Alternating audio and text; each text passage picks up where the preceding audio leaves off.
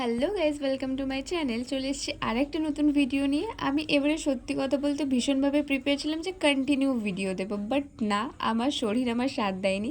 আর এই ভিডিওটা ছিল আমার বার্থডের ভিডিও, মানে 5ই আগস্টের ভিডিও। আমি মান্থ এন্ডে দিচ্ছি, তো যাই হোক, আমি ভেবেছিলাম ভিডিওগুলো আর পোস্টই করবো না, কিন্তু বিশ্বাস করো আমি ভীষণ সেলফ মোটিভেটেড পার্সন। লাইক আমাদের সাথে যেরকম ভালো জিনিস হয় সেরকম খারাপ জিনিসও হয়।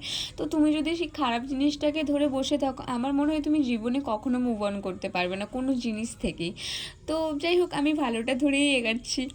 আর ওইখানে যাওয়ার পরে আমাকে একটা সারপ্রাইজ দেওয়া হয়েছিল, মানে কেক কাটিং করেছিলাম, গিফট পেয়েছিলাম, অ্যান্ড আমার সব থেকে ফেভারিট চকলেট সেটাও পেয়েছিলাম।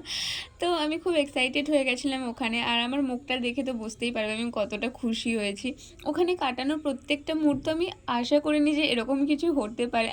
লাইক আমার নিজেকে খুব স্পেশাল মনে হচ্ছিল। বাট আমি একটা কথাই বলবো, যেরকম তুমি মানুষের ভালো দিকটাকে তুলে ধরছো, অবশ্যই তার খারাপ দিকটাকেও ভেবে রেখো। হ্যাঁ, এটার জন্য তার সাথে কোনো খারাপ ব্যবহার বা খারাপ কিছু করো না।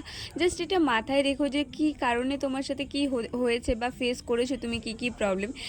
তো যাই হোক, একটা কথাই বলার যে কখনো কারোর উপর ডিপেন্ডেন্ট হও না, সেটা বাবা মা হোক, বন্ধুত্ব হোক, বা যে কোনো সম্পর্কে। কারণ তুমি যে এই ডিপেন্ডেন্টটা হবে, তুমি জানো না যে এর জন্য তুমি কী প্রবলেম ফেস করতে পারো।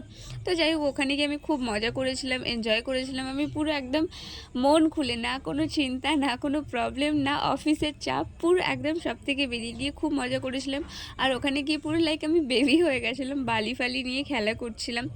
তো এটাই ছিল আমার এই বার্থডে ভিডিও। আমি নেক্সট আরও ভিডিও আসছে পরপর, দেখতে থাকো ভিডিওটা কেমন হয়েছে অবশ্যই জানি।